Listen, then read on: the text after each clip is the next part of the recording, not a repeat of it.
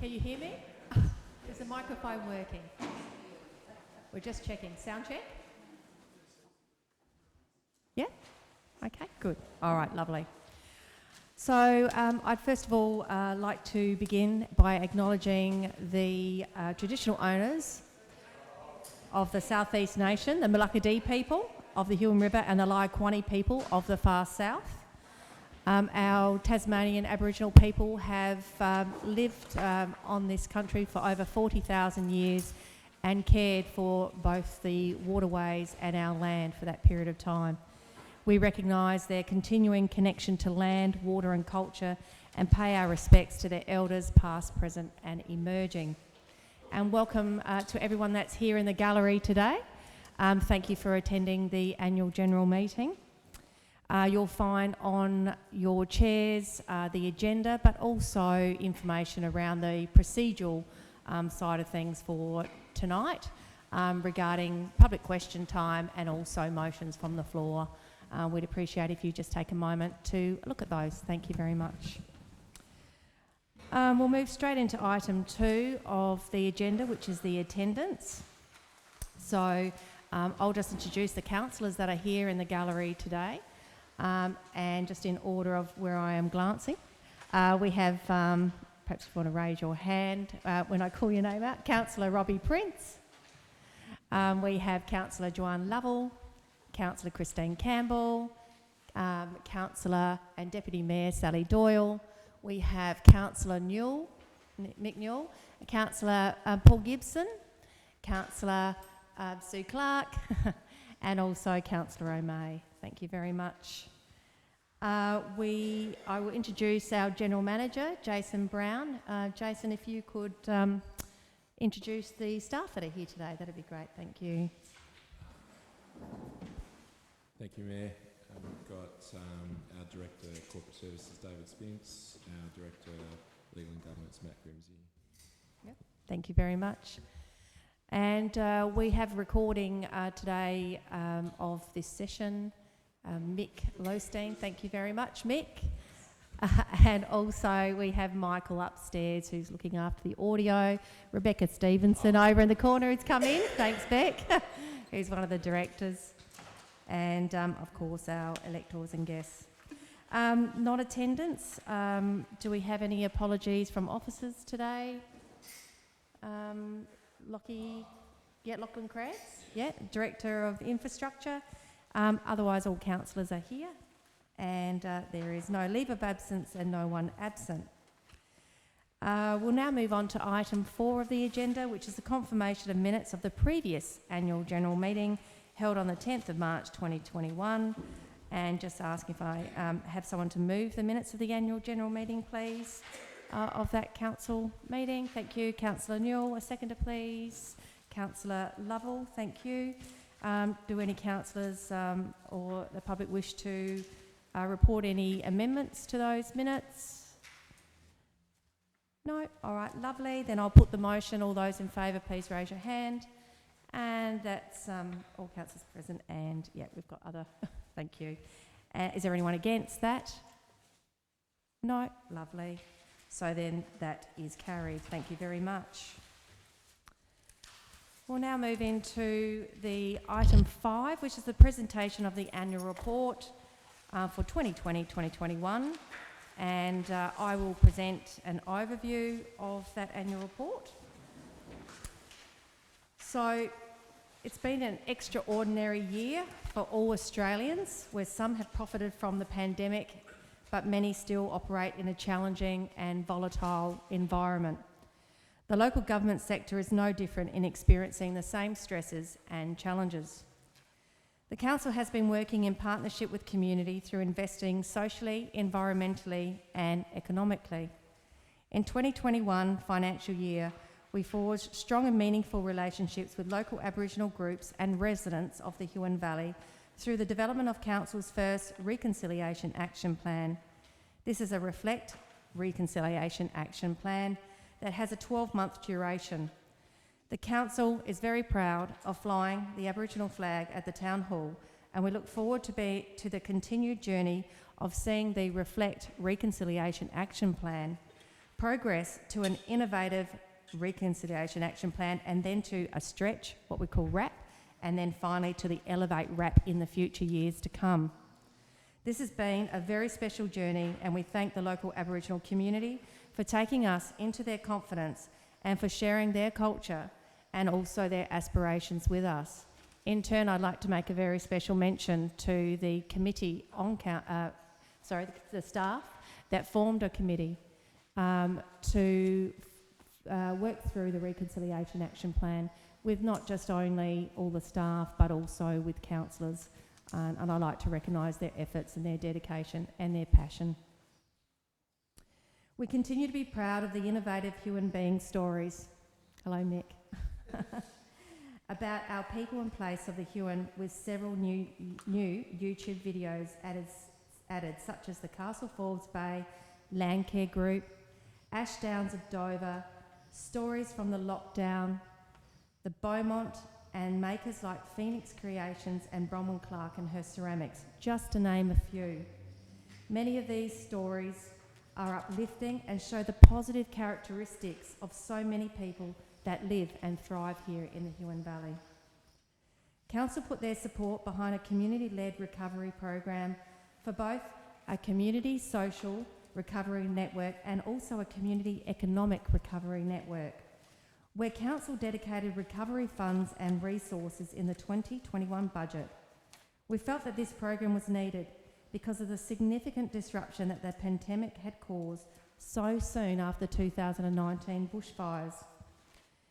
And indeed, we were still recovering after the 2019 bushfires as a community. The dedicated budget included $50,000 for a community recovery grants program with 4 priority areas, including community projects, creative projects, events and neighbourhood get-together activities. $50,000 for community resilience and capacity building projects, $60,000 for local industry and business development programs, and $100,000 for development and delivery of a Huon Valley marketing campaign.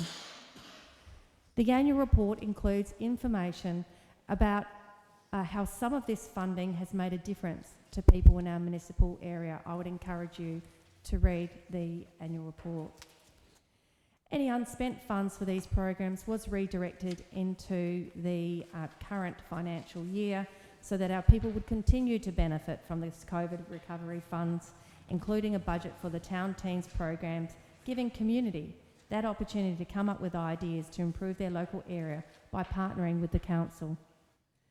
Council implemented the Huon Valley Marketing Plan, delivering on a range of initiatives to help lift the economy for businesses in the Huon Valley. We recognise and we thank the many, many businesses that were involved in the marketing campaign and the staff that were driving these initiatives.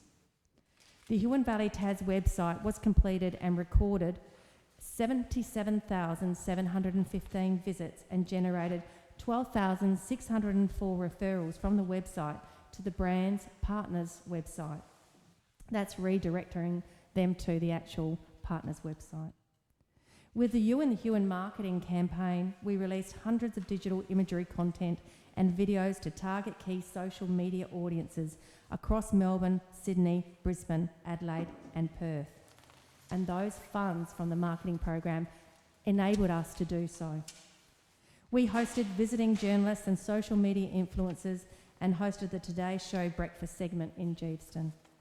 We commissioned stories by local writers about individuals and places and increased our social media presence on Facebook and Instagram. As recent as 4 weeks ago, the Qantas In-Flight magazine published a feature on the Huon Valley, and this body of work had occurred 12 months earlier through the Economic Development team and that funding. There have been many tourism hospitality businesses that have benefited from the You and the Huon campaign. And I see Rachel here tonight from the Huon Valley Tourism Network Group. And it's been wonderful to see our economic development area and our community area work with local businesses to help raise their profile. Added to a community-led process was the community engagement done at Collaborate level for the Geeveston Town Hall, where our community was able to co-design functions and activities for the new management structure, including the most highly desired business functions that form now part of the terms of reference. Artbox was launched in October 2020, and the Huon Valley Hub on the main street in Huonville was opened the following month in November. Both initiatives have been really successful when working in partnership to promote our creatives in the valley, as well as the hub being an attractive place for all people and groups to hire for a broad range of purposes. Once again, the initiative for Artbox, that came from the Arts and Culture Committee, from those independent members that are actually on that committee, but the Huon Hub idea came from Beck Stevenson and her team that saw a growing need particularly after 2019 bushfires, where there was a need to bring communities together to support, but also to access the services and have exposure to those health services that needed a place to convene their webinars and sessions, face-to-face sessions. So thank you once again for the innovation. We treasure our volunteers, and at the Volunteer Service Awards, and we recognised Alice Toner, Andrew and Chris Liu, Jennifer Mathias, Gayleen Bergman, Cassie Foe and Robert John Gilham, as well as, of course, the Geeston Town Hall volunteers, and I think they've got about 40 volunteers there, so they have, says Deputy Mayor. There is magic made when you preside over citizenship ceremonies, and we witnessed and celebrated 47 individuals from 20 different nations taking their pledge of allegiance to become Australian citizens in front of their loved ones, our councillors and local politicians. And it really is particularly a very special day, and I'd like to acknowledge Lisa Ploll, who's been looking after that event for many years. Thank you, Lisa. Council needed to undertake an extensive recruitment process for general practitioners to cover both Dover and Geeston medical centres in the last financial year. We know that these services are highly valued, and we know that maintaining adequate GP numbers in rural areas is a continual challenge for regional areas in Australia. We continue to advocate as a council to the federal government regarding ensuring that there is a continual flow of available GPs for regional areas. And once again, we thank Beck Stevenson for her intervention and guidance in actually recruiting those GPs. We know that there was an awful lot of work involved in that, Beck, and we also know that it's a very highly exposed area of council and, as said, highly valued, so we know what pressure you are under, and thank you. We know how important walking is for health and well-being of our community, and the last financial year saw the beginning of the 3-kilometre walking track between Port Huon to Geeston under construction, funded by the Australian Government, and now, as we know, that track is fully operational, is being enjoyed by many people. Council endorsed our first climate change strategy, Part A, carbon footprint reduction plan, and we look forward to continuing working to that plan. An environmental management plan was developed, and management of 3 council-owned properties which border the Commandy River that feature significant areas of threatened black gum and white gum forest was granted to Council's Natural Resource Management Unit. So it's going to be delightful to see over the coming years what we learn from that experience as a council and what our community learn and perhaps have access to as well. Regreening Skinners Creek in Huonville with a total of 11,120 native grass, shrub and tree species planted in the area was a significant achievement by our outdoor team. We thank them very much. The Southbridge Reuse Shop had its best financial year on record and importantly diverted significant volumes of waste from landfill. And still on the waste front, stage 1 of community engagement was completed for the waste management strategy during that time. We attracted major funding from the state and the federal government for the new link road in Huonville and Cygnet, funding to relocate Council's depot and the activation of the Huonville foreshore and the redevelopment of the Dover Medical Centre. It's not always the major projects that only improve the quality of life for the people of the Huon Valley. Some of the more minor projects completed last financial year were the Commandy Road Footbridge, Dancers Road Footbridge, Glen Huon Park fencing and playground, Signet Cenotaph renewal, Ranelagh Soldiers Memorial Hall kitchen upgrades, Mountain River Hall kitchen upgrades, CCTV in Huonville, removal of the hedge at the Huonville Oval, Dover Township entrance and green space, EV fast charger for Jeepston, Burton's Reserve toilet block, the Big Tree augmented experience at Heritage Park, to name a few. Council delivered a capital works program valued at $6.7 million, supported by funding from the Australian Government's Local Roads and Community Infrastructure Program and other funds. We successfully lobbied for a regional jobs hub, with government announcing in May that the Huon Valley would receive a jobs hub. This was a significant achievement for our people, for our businesses and our place. We also were successful in our funding application to the Australian Government's Regional Connectivity Program for the National Broadband Network to reach around 260 premises with the Fibre to the Premises program. This funding is valued at $2.5 million. We thank our economic team and also Matthew Grimsey for being part of those negotiations. And no doubt David Spinks pretty well touches most things in the place, being our Director of Corporate Services. So thank you, David. A significant body of work for Council was the drafting of the local provision schedule that was submitted by the Council to the Tasmanian Planning Commission. This is an extraordinary, significant body of work that our staff needed to achieve, and something which is always quite complex and challenging for councillors to be able to achieve as well, with such a bulk amount of changes to the local provision schedule. But we thank those staff that were involved. We communicated to the state government that there was not the support for a sealed road, known as the Jeffreys Track feasibility study. And in closing, I have several thank yous. We thank the many state and federal government funding bodies, the Tasmanian Community Fund and the Bendigo Bank, for providing an accumulated amount of nearly $5.5 million of grant funding to benefit our community. We thank our volunteers that generously give up their time at the reuse shop, at those that manage our various halls, community centres and clubs, and that are facility management committees. And we thank everybody in the community that actually pay it forward by volunteering in their community and adding positive value to the Huon Valley. We know that volunteering is decreasing nationwide, and the Huon Valley will be facing the same challenges in regards to volunteering. So thank you from the bottom of our heart for giving your bit to the community in such a positive way. We recognise and thank former GM Emilio Reali and former Councillor Mike Wilson for their contribution to the Council. We recognise and thank our interim General Managers Andrew Wardlaw and Paul West of River Road Consulting, who were a great support to the councillors and me in my role.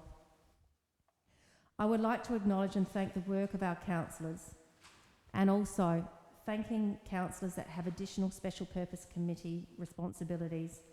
And I'd also like to note, as you would see from the annual report, that Deputy Mayor Sally Doyle gets the gong for attending all the meetings and workshops in the last financial year. We recognise and thank our General Manager, Jason, and our directors, David, Lockie, Matthew and Rebecca, and our Huon Valley Council employees for their commitment and care in what has been an extraordinary year. And it was lovely also to read in the annual report that 84% of the customers surveyed at the Customer Service Centre rated their service as excellent or good. Well done to you, and well done David and staff that actually relate to that. We thank the independent members of the audit panel, Mr Mike Derbyshire, who is the chair, and also Mr Cam Jones for their service and expert advice to staff and to councillors I'd also like to especially acknowledge Scott Duffy, who's the manager of the Kingborough Huon and Business Enterprise Centre. I interviewed Scott every week for a period of 6 months to provide feedback to the state and federal government and some significant influences across Tasmania. And Scott Duffy, Alex Eroy from Destination Southern Tasmania, and also Andrew Hyatt, who is the workforce coordinator for the regional job hub in Sorrel. Every week I phone these gentlemen and they gave me a full account of how businesses were going on the ground, how what was working, what wasn't working, and it was always received as very valuable feedback, and quite often those changes did happen overnight, or at least within the next few days. So thank you. On behalf of all the businesses, thank you as well. And in closing, we thank the many people in our municipal area for working with us to achieve the many projects and programs that I have spoken about tonight. And we wish everyone a safe and happy Christmas holiday period. Thank you. I'll now pass on to Jason just to provide an overview of the financial statements. Thank you very much. Thank you, Mayor. Our operating financial performance for the financial year 2021 was a surplus of $3 million, exceeding our annual budget for the period by $2.7 million, primarily due to favourable budget variances in capital grants of $2 million, including funding for the Port Huon to Jeeveston walking track of $0.9 million, local roads and community infrastructure grants of $0.5, Huonville Stormwater Main Drain project of $0.2 million, and several other projects. Infrastructure assets of $0.9 were taken over by council from developers of subdivisions, and some user fees of $0.3 million resulting from childcare of $0.2 and waste management of $0.1 million through increased services through these operations. Statutory fees and fines of $0.2 million resulting from higher town planning fees, and the land information certificates resulting from higher than forecast sales activity through the COVID period. We also had some investment revenue from TasWater of $0.2, which was unbudgeted following the uncertainty of the COVID impacts on the distribution from TasWater. And these increases were partially offset by some unfavourable budget variances in employee benefits of $0.7 million, resulting from reduced leave taken during the COVID period, and additional childcare salaries in response to greater than budgeted users visiting the centre. Also depreciation of $0.5 million, resulting from higher roads depreciation due to a change in our accounting treatment and the revaluation of the stormwater assets. You'll have to excuse my voice, it's been talking a lot this afternoon. Materials and services of $0.2 million, reflecting the change in accounting treatment referred to, and increased locum doctors and a variety of other smaller variances. So our underlying financial performance was marginally below target at a deficit of just under $0.1 million, but better than budgeted by $0.4 million. However, with the exception of this indicator, all our management indicators under note 10.6 are all in line with benchmarks set by the Tasmanian Audit Office. And finally, again, we have received an unqualified opinion on the independent audit undertaken by the Tasmanian Audit Office on our financial year 2021 accounts. Thank you, Matt. Thank you. So now we go to item 6, discussion of community submissions received, and I'm been advised that no submissions were received during the advertising period. So we move on to item 7, which is questions on annual report. Attendees are reminded that questions should relate to the Council's 2021 annual report. And when asking a question, we have a microphone over here on this side of the room. When asking a question, speakers are requested to address their question to the Mayor. Thank you. Would anybody like to come forward to ask a question? Yes, if you'd like to come forward, please.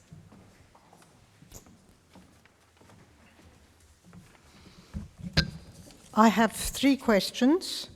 And I don't know whether I have 3 minutes for each one, or do I just, oh, my name's Liz Smith Insignet. Whether I have, they're short questions, do I have 3 minutes for each question, or do I have 3 minutes for all questions so I could ask them all at once? To be consistent, it's 3 minutes for each question. Thank you. I'll just check to see if there are any other questions as well. Will there be any other questions for anyone else? Do questions include motions? No, motions are separately recorded. Any other questions that will be followed? No? All right, go for it. Thank you. Okay, the questions relate to the annual report. Sections 27 and 28 of the Local Government Act state that the Mayor is to lead and participate in the appointment of General Manager.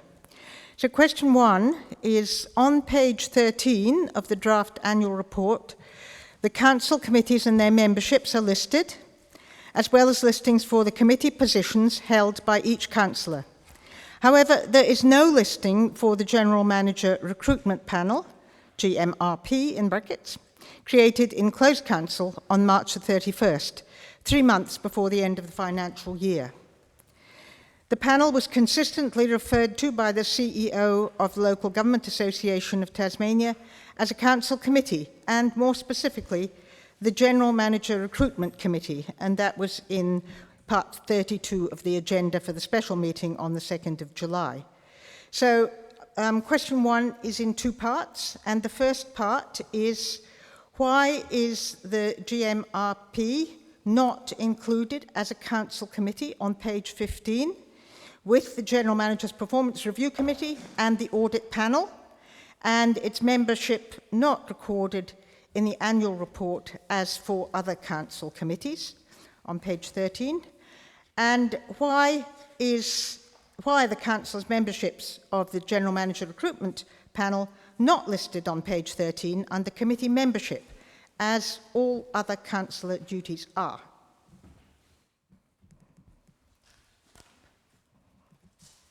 Shall we take that one on notice, or would you like to respond? Yeah. So through you, Mayor, the General Manager's Recruitment Panel was not established as a committee of the council. It was a panel with a specific terms of reference for the recruitment of the General Manager. Despite being referred to by the CEO of the GAT as a council committee and the General Manager Recruitment Committee. Okay, question 2.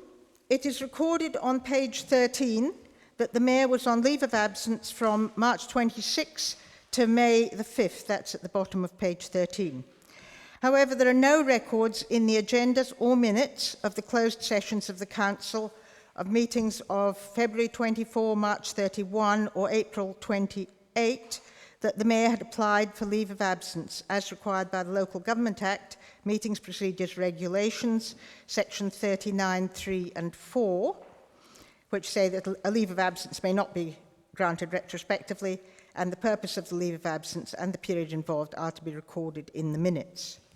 So there was no evidence in either the agenda or the minutes that there were any applications for leave of absence, and yet that is recorded in the annual report. Would you like to respond? Yes. So the question is, why is there no record that leave of absence was granted to the Mayor in the minutes of either February, March or April council meetings?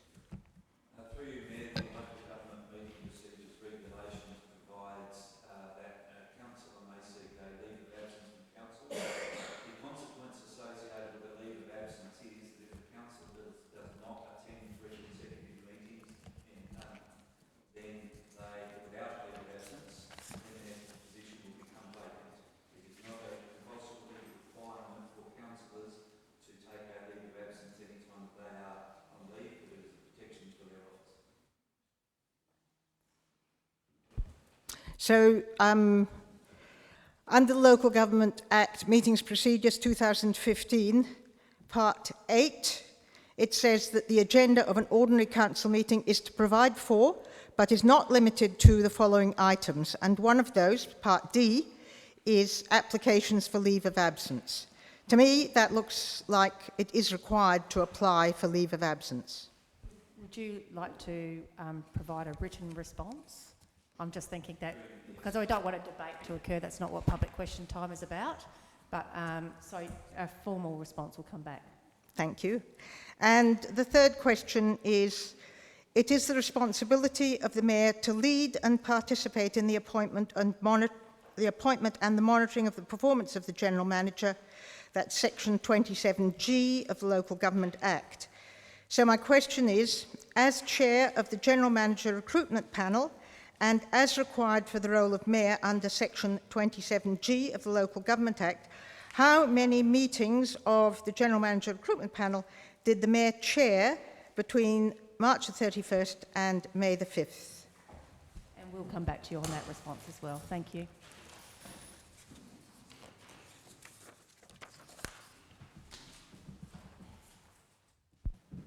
All right. So there's no answer to that one? No, we'll come back to you on that response. Thank you.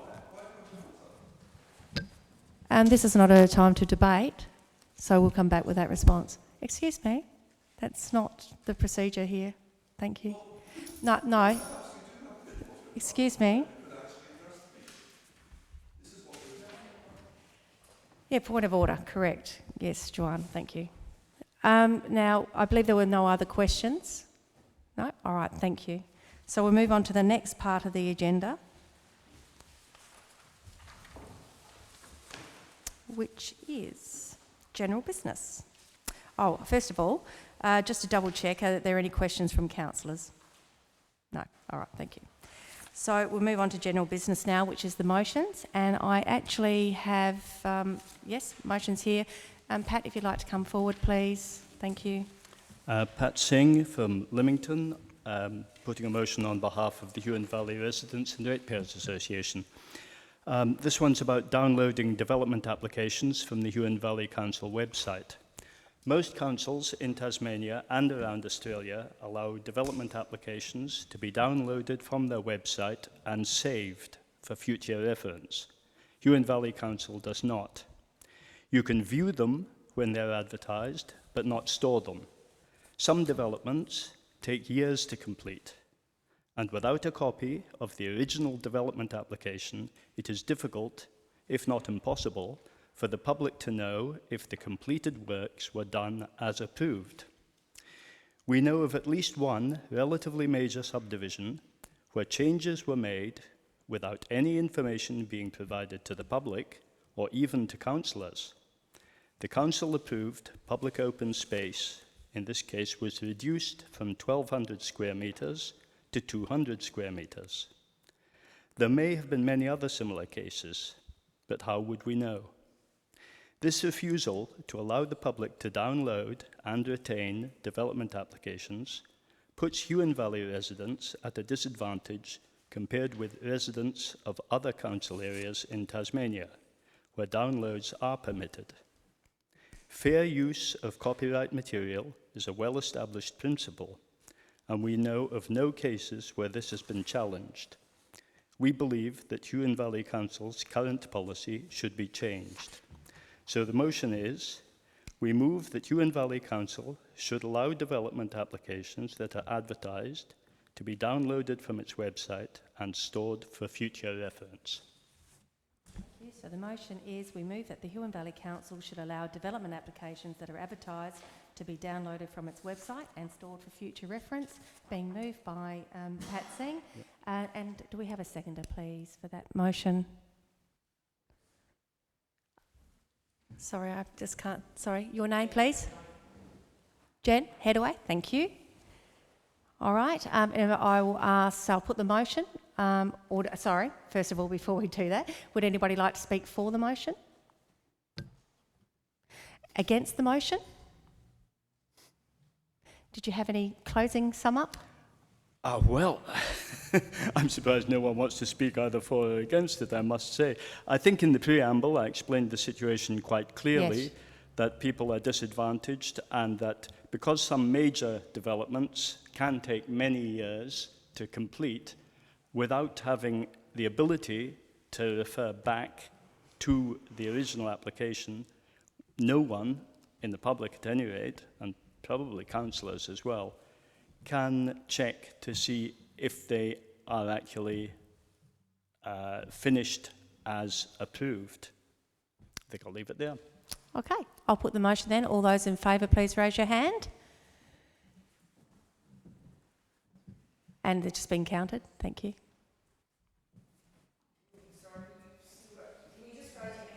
Yeah, if you're for the motion, please raise your hand. Yeah, and those against the motion, thanks. We still need to count up. If the, again, no vote is an against. Is it correct? It always, not for AGMs? Okay, thank you, that's good. All right, oh, you're off the hook. All right, lovely, so it's carried. Okay, good. The second motion is related to the first one. It's the review of processes for development applications which are advertised but then assessed under delegated authority. So currently, applications which are subject to discretionary criteria are presented to Council only when 3 or more representations have been made. If a discretionary application receives less than 3 representations, it is assessed by Council staff under delegated authority and does not go before councillors. Although the planning reports are still prepared, these are not made public. So representors and applicants are placed at a disadvantage when determining whether to lodge an appeal. To overcome this, Council could publish their planning reports on Council's website or make such reports available to representors and applicants if requested. This would improve decision-making, transparency, and create a fairer system.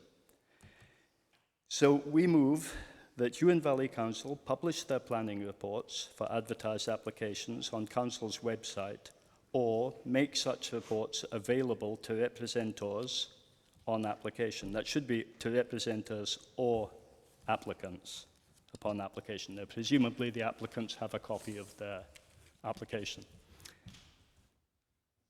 So shall I read the motion again? Could you please? Yes. We move that Huon Valley Council publish their planning reports for advertised applications on Council's website or make such reports available to representors upon application. Oh, okay, so leaving it as upon application. Yep, okay, beautiful. All right, so Pat Singh is moving that motion. Is there a seconder, please? Yes, could you say your name, please? Thank you. Was there anyone to speak for the motion? Is there anyone to speak against the motion? Did you want to do a wrap up and then we'll put it? Well, again, it's a fairly simple, straightforward thing that currently, because the planning reports are not open to the public, they've been made, they've been prepared, so we're not talking about any extra expense to Council, but the planning reports are not available for the public to look at. So it means that if someone wants to lodge an appeal, they have no idea of the reasoning that was undertaken by the planning officer, which may be perfectly right. I mean, it's just a question of deciding. Taking an appeal is a very expensive process. It's stressful, etc., etc.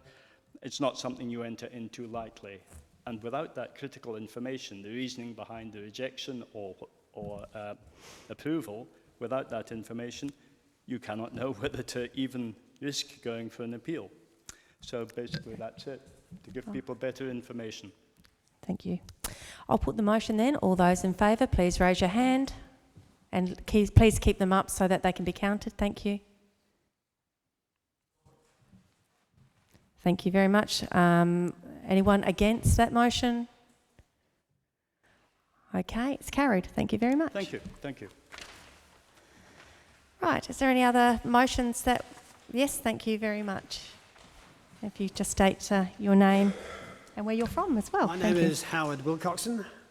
I live in Garden Island Creek, and I'm speaking on behalf of the Signet Association. First up, I'm delighted to see the report in today's paper. It's partially stolen some of my thunder with reference to the town plan for Signet. Nevertheless, the Huonville-Ranelagh Master Plan of 2019 makes the following statement, which I submit is worth noting.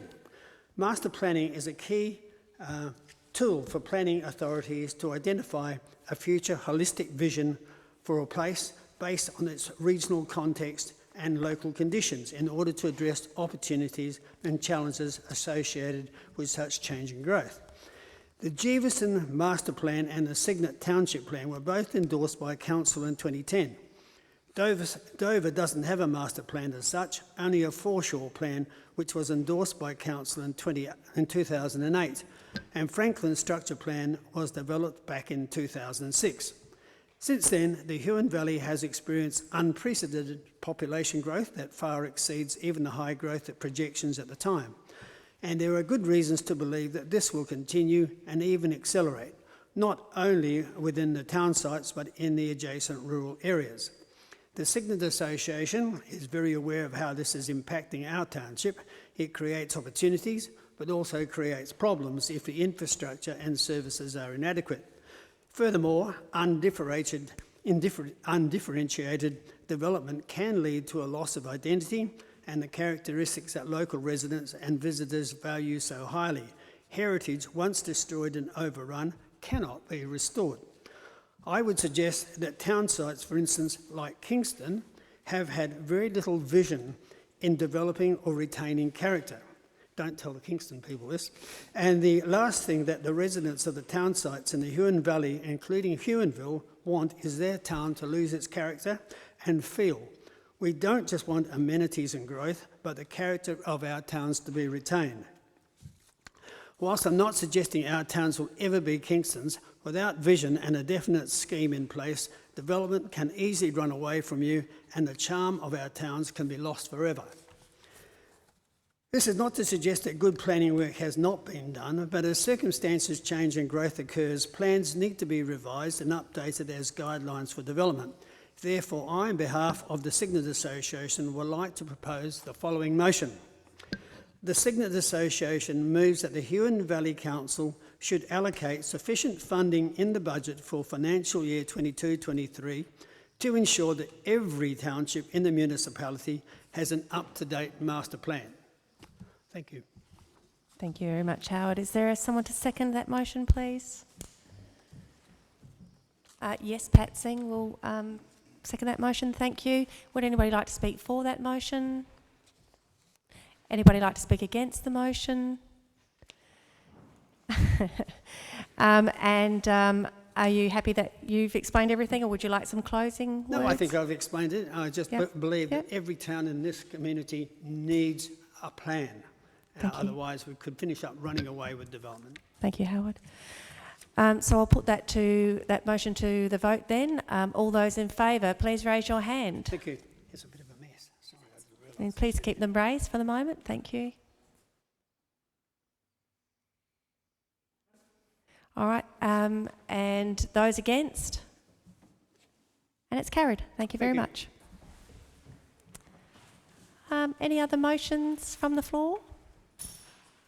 Yes, if you'd like to come forward, please, and state your name and where you're from. Over to the microphone, please. Thank you.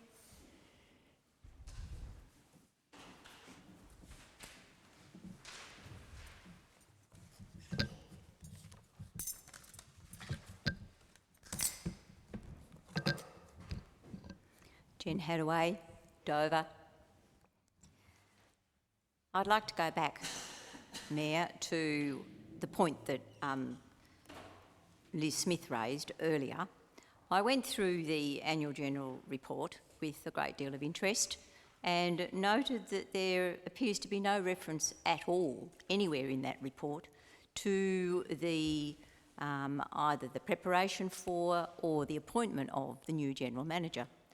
It struck me that this was quite peculiar. Why would we not mark the probably most important appointment to the Huon Valley Council made in any year? It is not anywhere that I can see in the annual report.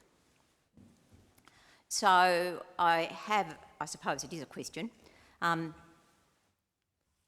current annual report that we have with us is bound and it isn't marked draft, but I'm assuming that until it's actually received by the meeting that it's a draft report.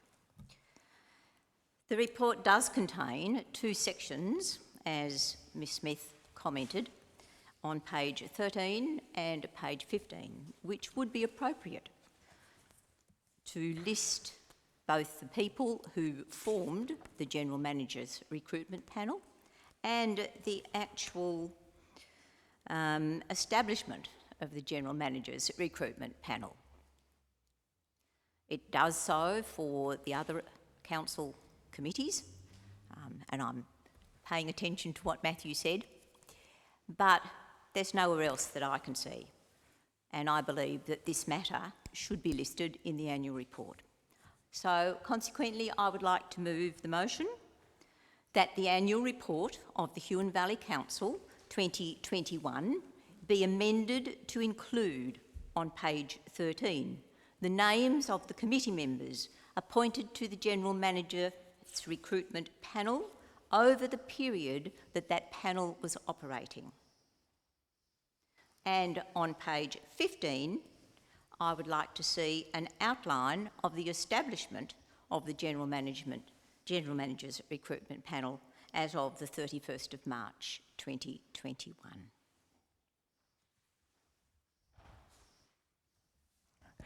So my understanding is that you were just saying the full period of the recruitment. You're talking up to June the 31st, aren't you? You're not. Yes, no, yes, this was yeah. prior Okay, to good. the end of, All end right, of the okay, thank financial you. year. All right, so I will, is there a seconder for that motion? Yes, we have Dr. Liz Smith. Anybody like to speak for that motion? Anybody like to speak against the motion?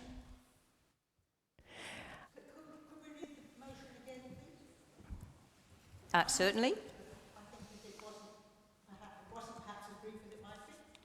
That the annual report of the Huon Valley Council 2021 be amended to include on page 13 the names of the committee members appointed to the General Manager's recruitment panel over the period the panel was operating.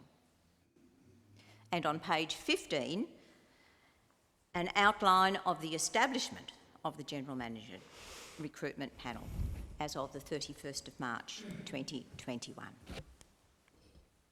So, Dr. Smith, are you still? Yes. Okay, thank you. So still seconding that motion. So in that case, we've already looked for and against, and did you wish to add anything else before we put it to the vote? We'll just go straight to the vote. No, thank you, Mayor. All right. So I'll put it to the vote. All those in favour, please raise your hand so it can be counted, please.